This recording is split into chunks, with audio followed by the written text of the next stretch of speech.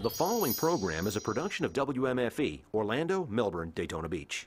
Well, we're not done with dancing just yet. Have you ever heard of clogging? Well, Kristen Kenny tells us what it's all about, and no doubt you'll get dancing fever with this one. 5, 6, ready, go! Clogging definitely is very energetic, and it gets your blood pumping, and not much else I'd rather be doing on any afternoon or weekend but moving my feet and clogging around. Clogging fever is what he calls it, and others are catching it. Meet Andy Howard. He's a PR guru for the Orlando Opera by day, but in his spare time, he teaches team clogging classes at Turning Point Dance Studios in Longwood, where he says kids are now giving clogging a chance. Everybody dance, go!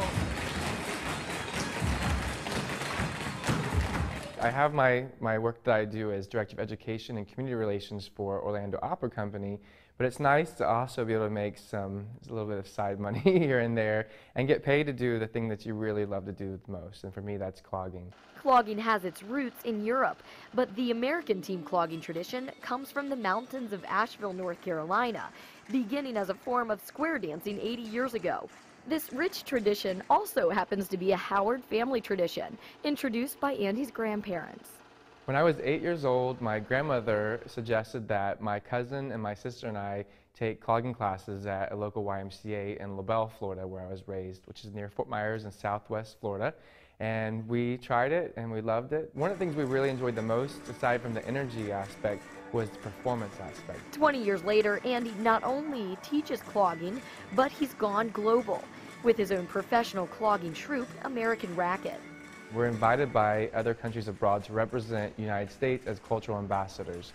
And so we'll travel with live musicians. Our last trip had 17 dancers and a 4-piece old-time music band. And we entertained crowds in Canada and showed them what American culture is about.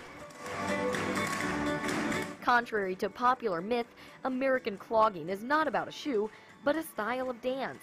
You know, they have these stereotypes in their heads that it's wooden shoes and windmills and tulips, and really American clogging has nothing to do with the image of the Holland clog shoe. American clogging has everything to do with percussive dance footwork, a movement that is similar to tap dancing, but without the jazz beats.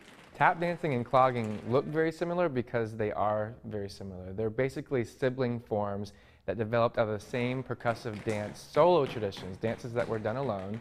And in about the 1920s, late 20s and the 1930s, the clogging tradition, team clogging, kind of came out of square dancing and old-time music and more of the rear guard appeal. And tap came out of jazz, and the jazz music was coming out of the cities and urban centers.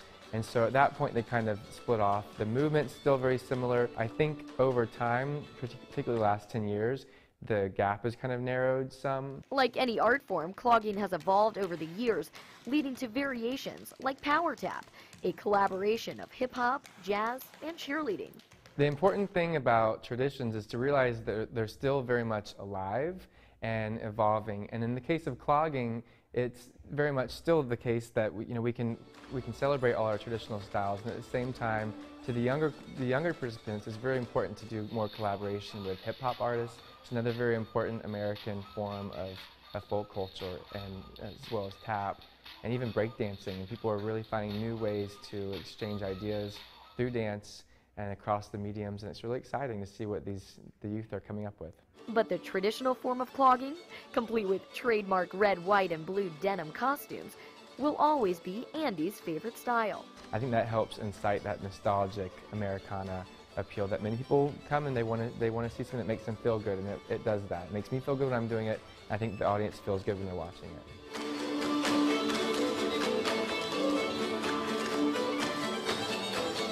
That takes so much energy and talent. To learn more about American Racket, simply check out the links at our website.